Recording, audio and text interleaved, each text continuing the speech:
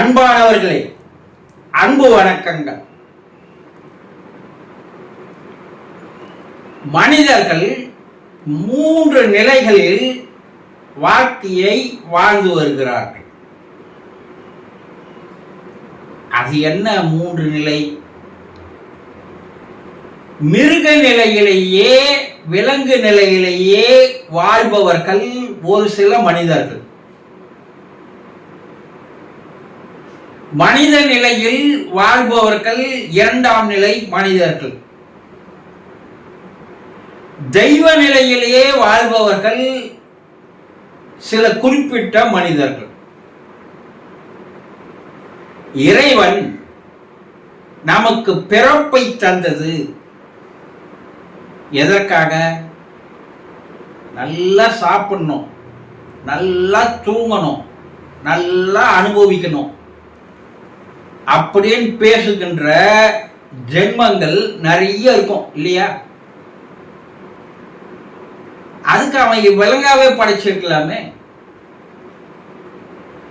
ஆனா விலங்குகளுக்கு மனம் என்பது இல்லை. மனிதர்களுக்கு மனம் என்பதை தந்திருக்கிறார். தெய்வங்களுக்கு மனதை கடந்து போகின்ற நிலையை தந்திருக்கிறார். கமலஹாசன் ஒரு படத்தில் சொல்லுவான், மனிதன் பாதி மிருகம் பாதி சேர்ந்து கலந்த கலவை நான். சொல்றானா இல்லையா? 100க்கு 70% மக்கள் மிருக நிலையில் தான் வாழ்கிறார்கள். மனம் இருந்தும் கூட, அறிவு இருந்தும் கூட, ஆனா அது ரெண்டுமே பயன்படுத்தாமல் மிருக நிலையிலே வாழ்ந்து வருவதை ஒரு வாழ்க்கை என்று வாழ்ந்து வருகிறார்கள். என்ன? மிருக குணங்கள், அரக்க குணங்கள், பழிவாங்குகின்ற குணங்கள், விரோத மனப்பான்மை, ஏமாற்றுகின்ற குணங்கள், வெறிபிடித்த குணங்கள், இவையெல்லாம் யாருக்கு இருக்கு? மிருகங்களுக்கு இருக்கு. அதே குணங்களோடு வாழ்ந்து வருகின்ற மனிதர்கள் நிறைய பேர் இருக்கிறான். இன்னைக்கு விலங்காவே வாழ்கிற மனிதர்கள் அதிகமாகிறான். இப்போ சமுதாயத்தில் டெய்லி பார்க்குறோம் இல்லையா? 3 வயசு குழந்தை, 7 வயசு குழந்தை, இதுங்கெல்லாம் என்னடா பாவம் பண்ணுது? 50-60 வயது எருமாடு மாதிரி வளர்ந்து இருக்கிறான். அந்த குழந்தைய கூட்டு போய் பாலியல்ல துன்பப்படுத்துகிறான். அப்ப அவன் 50-60 வயசு ஆனா கூட அவன் என்ன குணத்தில் இருக்கிறான்? மிருக குணங்களில் வாழ்கின்ற மனிதர்கள் இன்று நிறைய இருக்கிறார்கள். டெய்லி தினசரி பேப்பரை பார்த்தா பல மிருகங்கள் பல குழந்தைகளை சீரழித்து வருவதை பார்க்கிறோம். மிருகம் கூட செய்யாதியாத. நல்ல வளர்ச்சி உற்ற மிருகம் தன்னுடைய குட்டிகளையோ வேறு குட்டிகளையோ செய்யாது.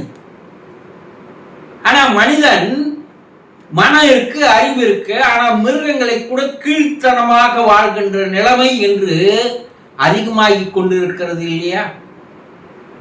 இதுக்கு அவனை படைச்சே இருக்கால விட்டுருக்கலாமா கடவுள்? அப்போ மிருக நிலையில் வாழ்கின்ற மனிதர்கள் மிக அதிகம். கொஞ்சம் ஏதோ கருணை, அன்பு, பொதுநலம், இரக்கம், தயவு அப்படி வாழ்கிறான்னா அவன் மனித நிலையில் வாழ்கிறான். அது எங்கேயோ ஒரு சிலருக்கு தான் அது கிடைக்குது. ஆனா இந்த மனம் என்ன பண்ணுதுன்னா இவனை மேல் நோக்கி போக விடாமல் தடுக்கிறது. கடவுள் மனத்தையும் தந்துட்டான், அறிவையும் தந்துட்டான். அறிவை வைத்து இந்த மனதை எப்படி நாம் நம்முடைய கட்டுக்குள் கொண்டு வந்து வாழ வேண்டும் என்ற ஒரு பகுத்தறிவை, சிந்தனை அறிவை இறைவன் தந்திருக்கிறான்.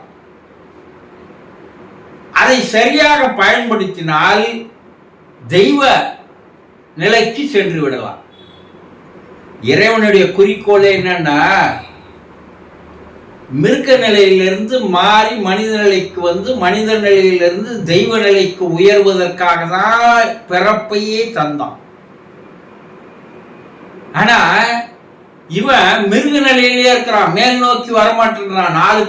நாளுக்கு நாள் மனிதர்களுடைய எண்ணிக்கை மிருக நிலைக்கு போய் கொண்டிருக்கிறது. சமுதாயத்துல மனித நிலை கூட வரமாட்டேங்கிறான். தான் எதுக்கு பொருந்தோம், என்னத்துக்காக பொருந்தோம், ஏன் கடவுள் நம்ம படைச்சான், என்ன காரணத்துக்காக படைச்சான், அந்த சிந்தனை அறிவே கிடையாது. அடித்து சாப்பிடுகின்ற குணம் மிருகத்திற்கு இருக்குது. ஆனா அது பசி எடுக்கும் போதுதான் இறையை தேடும். தேவையான உணவை எடுத்துக்கணும், மீதி உணவை மற்ற மிருகங்களுக்கு கொடுத்துட்டு போயிடும். இது மிருகத்தினுடைய குணம். ஆனா மிருகத்தை கூட கேவலமா மனிதர்கள் என்ன பண்றான், பலரை ஏமாற்றி பலரை வஞ்சித்து துரோகம் செய்து இவன் பல தலைமுறைகளுக்கு சொத்து சேர்த்துக்கிறான். எவ்வளவு கீழ்த்தரமான எண்ணம் பாருங்க. ஆனா அதையும் நம்ம பார்த்துட்டு தான் இருக்கிறோம் சமுதாயத்துல. அவனே இன்னைக்கு நாளுக்கு நாள் அதிகமா வரான் இல்லையா? பதவி சுகத்துக்காக, அதிகார சுகத்திற்காக அவன் தன்னையே வித்துக்கிறான். இந்த மானம், ஈனம், சூடு, சொரணை எதுவுமே இல்லை. துளி மயிர் விழுந்தா கூட கவரி மான் இறந்து விடும் என்று சொல்வார்கள். ஆனா இவனுக்கு எல்லாம் இருந்தாலும் இவன் சுயநலத்தோடு வாழ்கிறான். அது இன்னைக்கு நிறைய பார்க்கிறோம். அப்ப யாரோ ஒரு சிலர் தன்னுடைய மனதை கட்டுப்படுத்துகிறான். அறிவை கொண்டு மனதை கட்டுப்படுத்தி மனதிலிருந்து மேல்நிலைக்கு செல்கிறார். இது கோடியில் ஒருத்தருக்கு உண்டு என்றார் அவையார். கோடியில் ஒருத்தருக்கு அந்த புண்ணியம் உண்டு. அப்படி மிருக நிலையிலிருந்து மாறி மனித நிலைக்கு வந்து மனித நிலையிலிருந்து மாறி தெய்வ நிலைக்கு போறவன் தான் அவதாரங்களாக மாறுகிறார்கள். உங்களாலேயும் முடியும்ன்ற அவதாரங்கள். எங்களால முடிஞ்ச இந்த செயல் உங்களாலேயும் முடியும். ஆனா உங்களுடைய நிலைகளை மாற்றிக்கொள்ளுங்கள், குணங்களை மாற்றிக்கொள்ளுங்கள், படிப்படியாக ஏறி வாருங்கள். இறக்கும் போது தெய்வமாக மாறுங்கள், எங்களை போல மாறுங்கன்னு சொல்றான். அப்ப எதுக்கு நம்ம பிறந்தோம், ஏன் பிறந்தோம், ஏன் கடவுள் நம்மளை படைச்சான், என்ன காரணம், என்ன நோக்கம், என்ன குறிக்கோள், என்ன லட்சியம், இதை எவன் சிந்திக்கிறானோ அவனால் மட்டும்தான் தெய்வ நிலைக்கு உயர முடியும். அந்த சிந்தனையை கொஞ்ச நாள் எடுத்துட்டு வாங்க. இந்த வாழ்க்கை, இந்த பிறப்பு கிடைப்பது என்பது மிக மிக அரிது. அரிது அரிது மானிடராய் பிறத்தல் அரிதுன்னா அவை. அப்போ இவனுங்களை போல கேலிச்சிலையோ, இவனுங்களை போல தரங்கட்ட நிலையிலையோ தன்னையே விட்டு கொண்டு தன்மானத்தை விட்டு வாக்குன்ற நிலை ஒரு வாழ்க்கை அல்ல.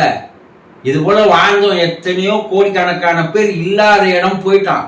மக்கள் மனசுல அவனுக்கு எந்த விதமான இடமும் இல்லை. வாழ்ந்தவர் கோடி, மறைந்தவர் கோடி, மக்களின் மனதில் நிற்பது யாருனாங்க. அந்த மக்கள் மனதில் நிற்பதற்கேற்ற வாழ்க்கையை வாழ அதற்குண்டான வழி என்ன, அதற்குண்டான குருமார்கள் என்ன, அதை தேடி கண்டுபிடித்து உங்களை நீங்கள் மாற்றிக்கொண்டால் உங்களுடைய வாரிசுகள் மாறும், உங்களுடைய குடும்பங்கள் மாறும், உங்கள் பிறப்பினுடைய லட்சியத்தை நீங்கள் அடைவீர்கள் என்பதை தெளிவாக தெரிந்து கொள்ளுங்கள். சந்தோஷம்.